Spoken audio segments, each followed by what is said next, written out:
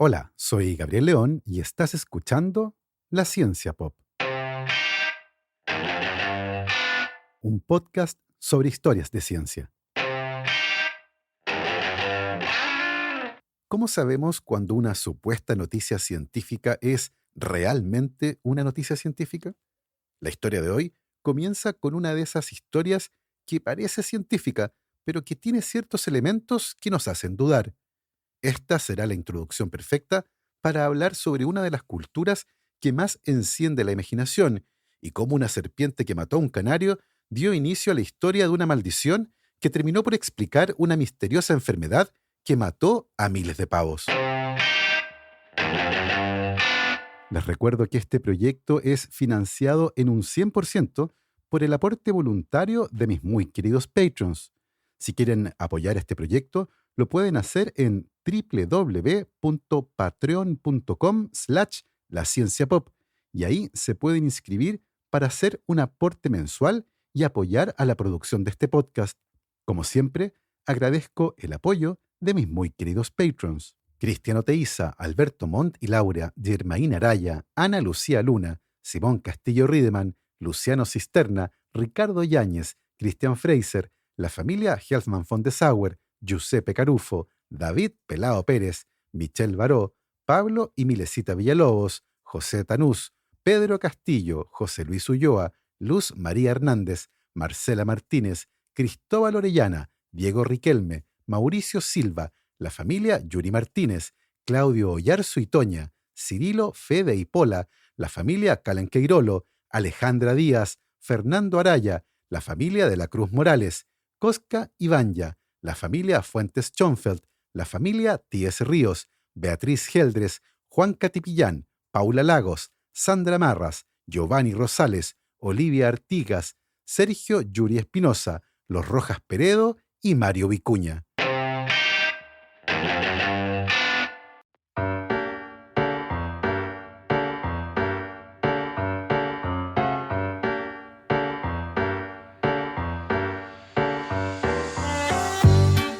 Si hay algo que sabemos con certeza sobre el antiguo Egipto, es que jamás dejará de sorprendernos.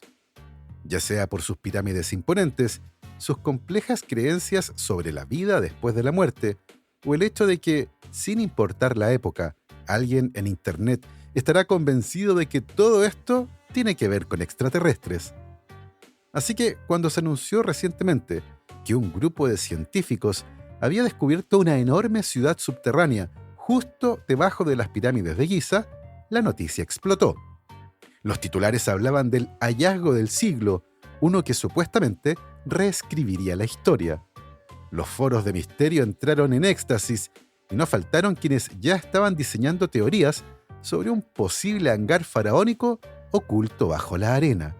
En concreto, las noticias hablaban de 5 estructuras idénticas y de enormes pozos cilíndricos con escaleras en espiral alineados verticalmente, los que descendían más de 600 metros desde la base de las pirámides hasta enormes construcciones con forma de cubo de 80 metros de lado que se encontraban debajo de las 3 grandes pirámides. El supuesto descubrimiento fue realizado mediante tecnología de radar de apertura sintética, SAR, un método que permite ver a través del suelo sin necesidad de excavar. Según el comunicado liberado por los investigadores, lo que detectaron no eran simples anomalías geológicas, sino que una vasta red de túneles, habitaciones y cámaras ocultas, lo que sugería que los antiguos egipcios tenían una verdadera ciudad entera escondida justo debajo de una de las estructuras más emblemáticas de la humanidad. Imaginen por un segundo lo que eso implicaría. Siglos de arqueólogos, exploradores e incluso ladrones de tumbas buscando tesoros en la superficie mientras, sin saberlo, caminaban sobre una metrópolis enterrada. No es de extrañar que la noticia se volviera viral. El antiguo Egipto es una de esas civilizaciones que parecen haber sido diseñadas para mantenernos fascinados eternamente. Cada nuevo hallazgo es un recordatorio de lo avanzados que eran los egipcios en matemáticas, astronomía y arquitectura, pero también aviva la chispa de los que buscan explicaciones más, creativas. Está el caso de Erich von Däniken, un hombre suizo que desde los años 60 sostiene que el arte e iconografía antiguos encontrados por todas partes del mundo ilustran vehículos aéreos y espaciales, criaturas inteligentes no humanas, astronautas antiguos y artefactos de una tecnología anacrónicamente avanzada. Hoy basta una pasada por TikTok para encontrar a quienes están dispuestos a sugerir que las pirámides no fueron construidas por humanos, sino por seres de otros mundos, con herramientas de antigravedad y tecnología cuántica prestada de la flota estelar. Y es justamente aquí donde la historia de este supuesto hallazgo del siglo empieza a tambalearse. Porque cuando uno revisa los nombres de los autores detrás de este supuesto descubrimiento increíble, encuentra un detalle que debiera hacer saltar todas las alarmas. Uno de los investigadores principales es Corrado Malanga, un ex profesor de química orgánica de la Universidad de Pisa, que desde hace años se ha dedicado a estudiar el fenómeno ovni y las abducciones extraterrestres. Malanga no es precisamente un arqueólogo o un experto en geofísica, es más conocido en círculos esotéricos por sus investigaciones sobre memorias alienígenas en el subconsciente y la supuesta existencia de híbridos humano-extraterrestres. El otro autor, Filippo Biondi, tiene experiencia en ingeniería de telecomunicaciones y en el uso de tecnología de radar, pero tampoco cuenta con un historial arqueológico que respalde la interpretación de los datos obtenidos. Ahora bien, más de alguien podría decir que este es un argumento ad hominem. Estoy atacando a la persona y no a sus ideas. Porque claro, incluso alguien que tenga creencias afiebradas sobre ovnis y adopciones podría ser un gran descubrimiento arqueológico. Esto nos lleva al problema principal, la metodología y la falta de evidencia verificable. El radar SAR es efectivamente una herramienta muy útil, pero su uso en este contexto presenta varios problemas. Uno es que interpretar sus resultados requiere de un profundo conocimiento de geología y arqueología. Lo que parecen ser estructuras pueden ser formaciones naturales o simplemente ruido en los datos. Por otro lado, el radar SAR fue desarrollado y se utiliza habitualmente para hacer estudios de superficie o cerca de la superficie, no para analizar lo que está cientos de metros bajo la superficie. Además, hasta ahora no se ha publicado un artículo en una revista científica con revisión por pares que respalde este hallazgo, y ningún arqueólogo egipcio ha confirmado la existencia de esta supuesta ciudad subterránea. Todo lo que sabemos proviene de una conferencia de prensa que dieron los autores, una forma bastante sui generis de anunciar un gran hallazgo científico. Todo sugiere que se trata de una maniobra comunicacional y, a decir verdad, lo consiguieron. El impacto mediático ha sido enorme. La combinación de pirámides, ciudad oculta y tecnología avanzada es una receta infalible para el furor en redes sociales y para avivar la imaginación de quienes creen que hay mucho más de lo que nos dicen los libros de historia.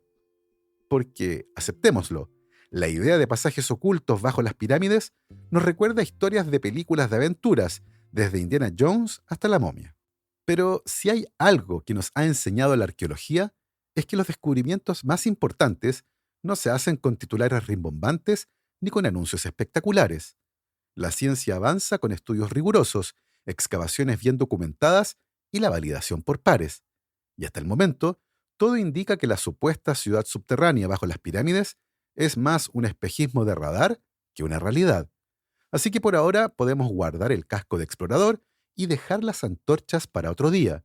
Aunque, quién sabe, quizás el próximo gran descubrimiento arqueológico de Egipto esté a la vuelta de la esquina, o al menos un poco más cerca de la superficie. Después de todo, si hay algo que obsesiona a la humanidad, es la idea de civilizaciones perdidas, tesoros ocultos y misterios enterrados bajo la arena del tiempo.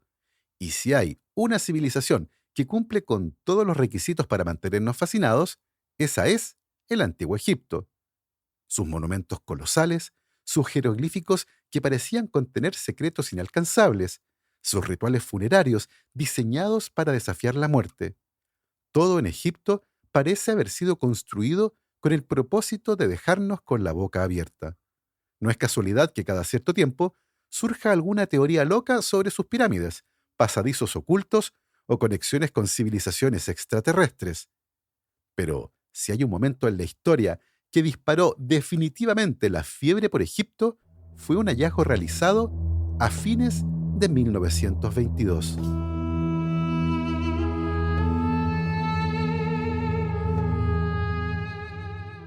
Hasta ese momento, el Valle de los Reyes ya había sido objeto de numerosas excavaciones. A finales del siglo XIX y principios del siglo XX, los arqueólogos creían que ya habían encontrado todo lo que había que encontrar. Pero había un hombre que no estaba convencido de eso. Howard Carter, un arqueólogo británico obstinado y meticuloso, estaba seguro de que aún quedaba una tumba intacta por descubrir. Su fe estaba puesta en un faraón poco conocido, que había reinado brevemente y que, en teoría, no tenía una tumba ostentosa. Su nombre: Tutankamón. Tutankamón no era precisamente uno de los faraones más poderosos o influyentes del antiguo Egipto. Después de todo, subió al trono siendo un niño, probablemente cuando tenía 9 años, y murió en circunstancias que aún hoy son objeto de debate, con apenas 18 o 19 años. Su reinado duró poco, y en comparación con figuras como Ramsés II o Amenhotep III, su legado fue modesto. Pero lo que lo convirtió en una celebridad mundial no fue lo que hizo en vida, sino lo que ocurrió con su tumba después de su muerte. El 4 de noviembre de 1922, tras años de búsqueda y con su financiamiento a punto de agotarse, Howard Carter encontró lo que parecía ser la entrada a una tumba en el Valle de los Reyes. Lo que vino después fue uno de los momentos más icónicos de la arqueología. Cuando Carter hizo un pequeño agujero en la puerta sellada de la tumba y acercó una vela para ver el interior, su patrocinador, el aristócrata Lord Carnarvon, le preguntó si veía algo. Carter, boquiabierto, respondió con una frase que pasaría a la historia: «Sí, veo cosas maravillosas». Y no estaba exagerando. La tumba de Tutankamón era un verdadero milagro arqueológico. Mientras que la mayoría de las tumbas de los faraones habían sido saqueadas siglos antes, esta había permanecido prácticamente intacta. Dentro, Carter y su equipo encontraron más de 5.000 objetos, desde estatuas y muebles ricamente decorados hasta carros de guerra, armas, cofres con joyas y hasta comida. Todo estaba tal como lo habían dejado hace más de 3.000 años. Pero lo más impactante de todo estaba en la última cámara, el sarcófago de Tutankamón, dentro del cual descansaba su famosa máscara funeraria hecha de oro macizo. El impacto del hallazgo fue inmediato y global. Los periódicos de todo el mundo cubrieron la noticia con un nivel de entusiasmo que hoy solo podría compararse con el descubrimiento de una civilización extraterrestre en Marte. La imagen de la máscara de Tutankamón se convirtió en un ícono instantáneo y la egiptomanía alcanzó niveles sin precedentes. Así, el descubrimiento de la tumba de Tutankamón fue clave para la arqueología egipcia. No solo permitió conocer con lujo de detalles cómo era el ajuar funerario de un faraón del Nuevo Reino, sino que también revolucionó el estudio del Antiguo Egipto. Durante décadas, los objetos hallados en esa tumba han sido analizados con tecnologías cada vez más avanzadas, revelando nuevos datos sobre la vida y la muerte de Tutankamón. Y es curioso, porque si los saqueadores de tumbas de la antigüedad hubieran encontrado y vaciado la tumba hace miles de años, probablemente hoy casi nadie recordaría a este faraón. Pero gracias a un golpe de suerte y a la perseverancia de un arqueólogo testarudo, Tutankamón se convirtió en el faraón más famoso del mundo, no por sus conquistas ni por sus reformas, sino porque su tumba nos hizo viajar en el tiempo, permitiéndonos ver el esplendor del antiguo Egipto con nuestros propios ojos. Así que sí, la fascinación por Egipto está más que justificada, y mientras existan más pirámides por explorar, más tumbas por descubrir y más misterios por resolver, esta historia está lejos de terminar. Ahora bien, si hay algo que pueda hacer que un descubrimiento arqueológico pase de ser un hito científico a un fenómeno cultural es una buena dosis de misterio y una pizca de terror. Y si hay una historia que ha mantenido viva la idea de que los faraones egipcios eran algo más que simples monarcas humanos, es la famosa maldición de Tutankamón, una leyenda que, más de un siglo después del hallazgo de su tumba, sigue fascinando a millones de personas. Pero, ¿cómo nació esta historia? ¿Fue realmente una maldición o solo una serie de coincidencias exageradas por la prensa?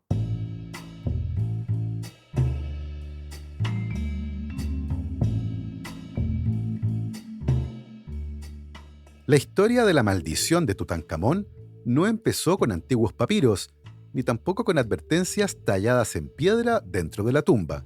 Nació en los periódicos. El 22 de diciembre de 1922, el periódico The New York Times publicó una nota sobre el hallazgo de la tumba. En esa nota se contaba una anécdota que muchos consideraron una advertencia. El día que la tumba de Tutankamón fue abierta, una cobra entró en la casa de Howard Carter en El Cairo y se metió en la jaula de su canario. Los sirvientes lograron matar a la cobra, pero el canario murió, probablemente del susto. Para los sirvientes que presenciaron el incidente, el mensaje era claro. La cobra representaba al espíritu de Tutankamón, que en venganza por la intrusión en su casa, se fue a meter a la casa de Carter. Para los trabajadores egipcios que acompañaban a Carter, esto fue una clara señal de que el faraón estaba enojado por la profanación de su tumba. Algunos incluso habrían intentado advertirle que se detuviera. Pero Carter, que era más escéptico que supersticioso, siguió adelante. En 1923, apenas unos meses después del descubrimiento de la tumba, el diario británico The Times publicó un artículo en el que se hablaba de una inscripción supuestamente encontrada en la entrada de la tumba y que advertía: «La muerte vendrá en alas veloces para aquel que perturbe el descanso del faraón». Suena escalofriante, ¿no? El problema es que nadie ha encontrado nunca esa inscripción. No hay registros de que Carter o su equipo la hayan visto ni documentado. Pero para cuando los arqueólogos intentaron desmentir la historia, ya era demasiado tarde. La idea de una maldición se había instalado en la imaginación colectiva. La leyenda tomó fuerza cuando Lord Carnarvon, el aristócrata que había financiado la expedición de Carter, murió el 5 de abril de 1923, apenas unos meses después de la apertura de la tumba. Su muerte fue rápida y extraña. Una infección provocada por la picadura de un mosquito terminó en septicemia y lo llevó a la tumba a los 57 años. La prensa no tardó en conectar su fallecimiento con la supuesta maldición, y la historia se volvió un fenómeno global. La historia fue condimentada con un rumor que decía que en el momento exacto de su muerte, todas las luces del Cairo se apagaron y todo quedó en silencio. Después de la muerte de Lord Carnarvon, la historia de la maldición tomó vuelo y la prensa comenzó a atribuir cualquier muerte o desgracia a la tumba de Tutankamón. Se decía que más de una docena de personas que habían participado en la expedición murieron en circunstancias sospechosas.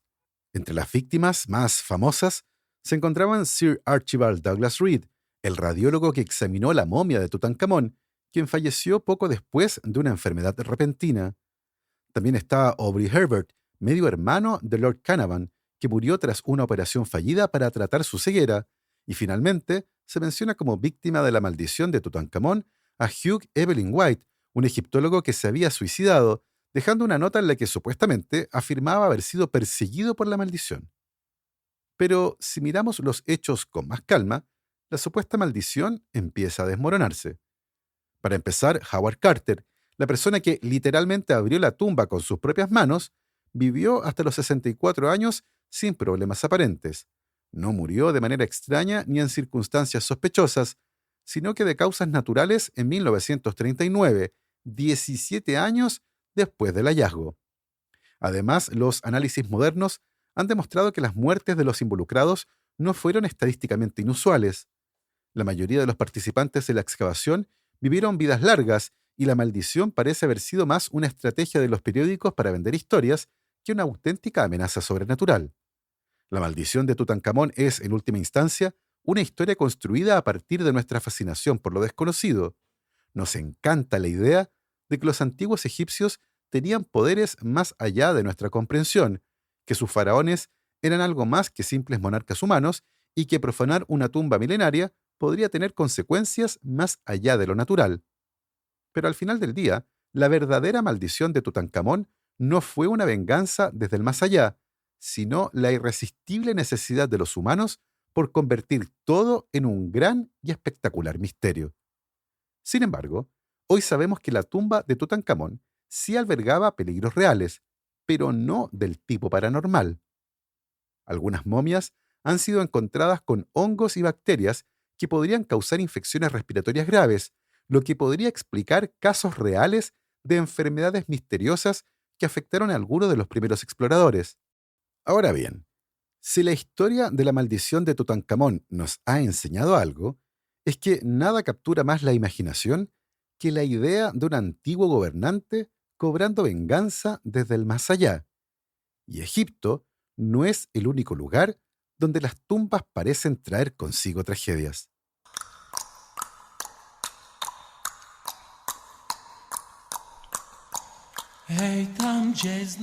Casimiro IV fue rey de Polonia y gran duque de Lituania desde 1447 hasta su muerte en 1492. Fue una de las figuras más influyentes de su tiempo, expandiendo el poder de su familia y consolidando a Polonia como una de las potencias más importantes de Europa Central. Fue un rey fuerte, estratega y con un sentido político agudo, que dejó un legado duradero al casar a sus hijos con importantes casas reales europeas. De hecho, su dinastía llegó a gobernar en Bohemia y Hungría, asegurando el dominio de su familia en toda la región. Pero lo que hace a su historia aún más interesante no es tanto su vida, sino lo que ocurrió siglos después de su muerte. Murió en 1492. Casimiro IV fue enterrado en la Catedral de Babel, en Cracovia, junto con otros monarcas polacos. Durante siglos, su tumba permaneció cerrada, protegida por el tiempo y el respeto hacia su figura, hasta que en la década de 1970, un grupo de restauradores decidió abrirla. Y ahí comenzó la tragedia.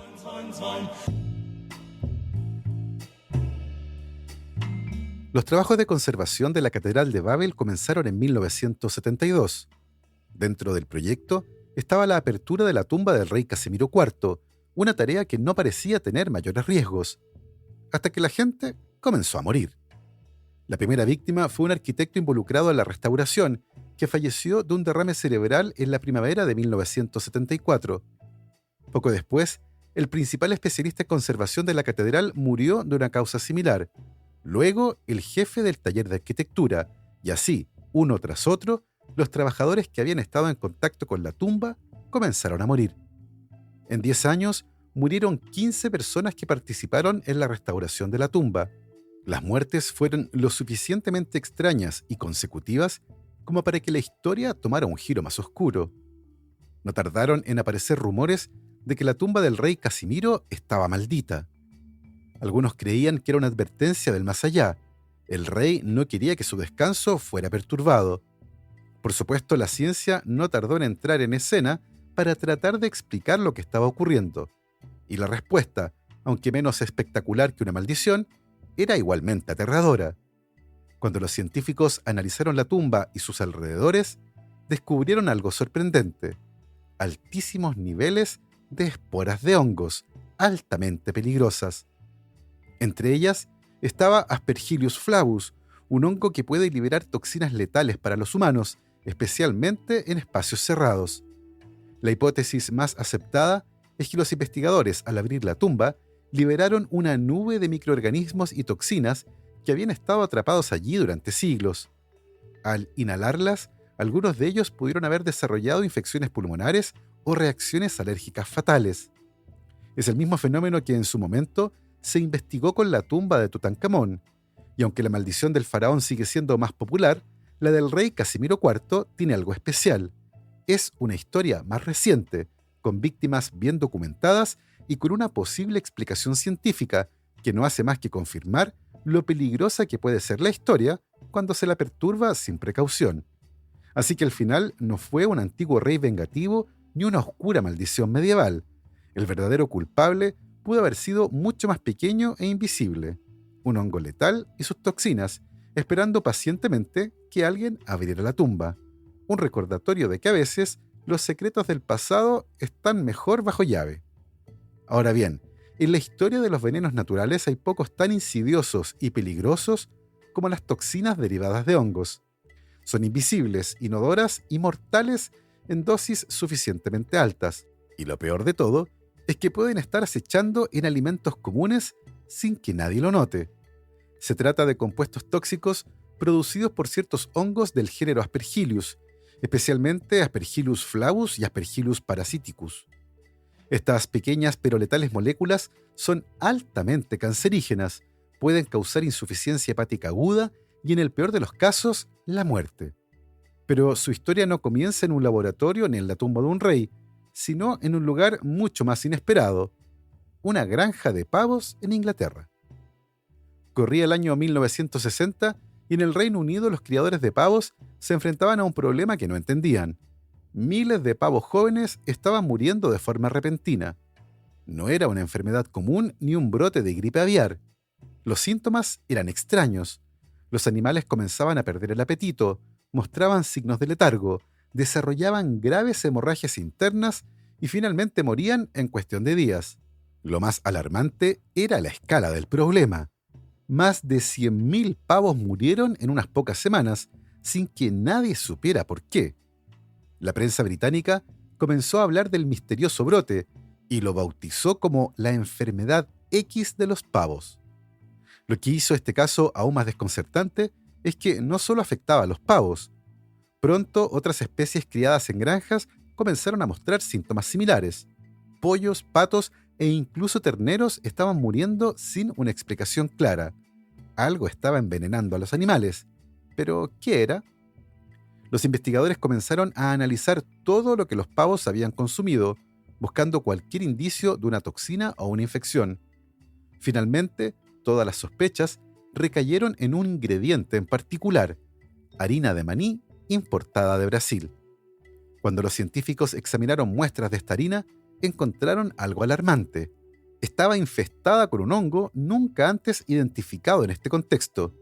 Se trataba de Aspergillus flavus, un hongo que prospera en ambientes cálidos y húmedos y que era capaz de producir una sustancia tóxica que estaba envenenando a los animales. Así se descubrió que este hongo generaba compuestos con una capacidad letal devastadora. Así también nació el término aflatoxina, una combinación de Aspergillus flavus y toxina. Y lo que al principio parecía ser un problema limitado a la avicultura británica, pronto se convirtió en una preocupación mundial. Porque si las aflatoxinas eran letales para los pavos, ¿qué pasaba con los humanos que consumían alimentos contaminados? Las pruebas en el laboratorio fueron concluyentes. Las aflatoxinas son altamente tóxicas para el hígado. En animales podían causar necrosis hepática en cuestión de días. Al entrar al cuerpo, las aflatoxinas son modificadas y se unen al ADN, causando mutaciones. En humanos, la exposición crónica puede causar cáncer de hígado, supresión del sistema inmunológico y desórdenes en el metabolismo. La Organización Mundial de la Salud no tardó en clasificarlas como cancerígenos del tipo 1, es decir, sustancias con evidencia suficiente de que causan cáncer en humanos. Desde entonces, las aflatoxinas han sido un problema de seguridad alimentaria global. Se han encontrado en maní, maíz, pistachos, almendras, castañas, trigo y otros cultivos almacenados en condiciones cálidas y húmedas. Y aunque hoy existen estrictos controles para evitar su presencia en los alimentos, los brotes de contaminación no han desaparecido por completo. Lo más aterrador es que las aflatoxinas no necesitan estar en grandes cantidades para hacer daño. Una dosis baja pero constante puede, con el tiempo, causar daños irreversibles en el hígado y aumentar drásticamente el riesgo de cáncer. En regiones donde los alimentos básicos como el maíz y el maní pueden estar contaminados sin un adecuado control de calidad, las aflatoxinas han sido responsables de epidemias silenciosas de enfermedades hepáticas. Cuando se descubrieron aflatoxinas en la tumba de Casimiro IV, la historia de su supuesta maldición cobró un giro mucho más realista. No era un castigo divino ni una venganza de ultratumba, sino un enemigo mucho más pequeño, pero letal, un hongo microscópico y sus toxinas invisibles, esperando pacientemente durante siglos a ser liberados. Hoy, en el mundo de la seguridad alimentaria, las aflatoxinas siguen siendo una de las amenazas más persistentes. Para mitigar su impacto, se aplican diversas estrategias, desde buenas prácticas agrícolas para reducir la contaminación en el campo, hasta almacenamiento en condiciones óptimas para evitar el crecimiento de hongos. Además, tecnologías avanzadas, como las clasificadoras láser, permiten detectar y eliminar productos contaminados antes de que lleguen al consumidor. A pesar de estos controles, los brotes de aflatoxinas no han desaparecido. En diciembre de 2024, Alemania detectó niveles elevados de estas toxinas en chocolates rellenos con pistachos que habían sido importados, lo que llevó a su retirada del mercado. Unos meses antes, en agosto, se encontró aflatoxinas en una harina de castañas. Actualmente no existe un antídoto específico para las aflatoxinas. En casos de intoxicación aguda, los tratamientos se centran en limitar la absorción y tratar los efectos en el hígado. La prevención sigue siendo la mejor estrategia y el futuro apunta a soluciones innovadoras, como el control biológico con cepas no tóxicas de hongos, mejoras en el almacenamiento y un mayor acceso a la educación y capacitación de agricultores. Aunque las aflatoxinas siguen representando un peligro silencioso, los avances en la ciencia y la tecnología están logrando reducir su impacto. La clave está en la vigilancia constante y en la aplicación de métodos cada vez más eficaces para mantener los alimentos seguros y proteger la salud de millones de personas. Así hemos llegado al final de esta historia. Espero que la hayan disfrutado.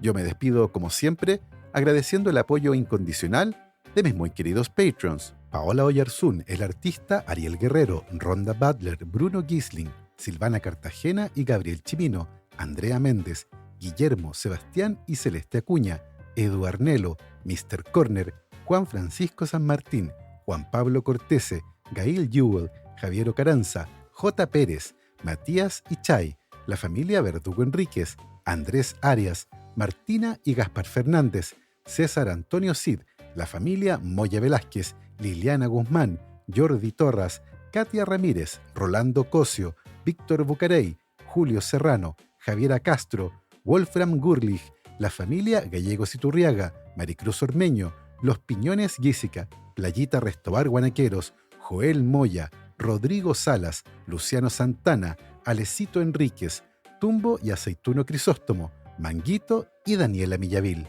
Nosotros nos volvemos a encontrar el próximo viernes. Que esté muy bien, cuídense mucho, lávense las manos y por supuesto, que la ciencia los acompañe.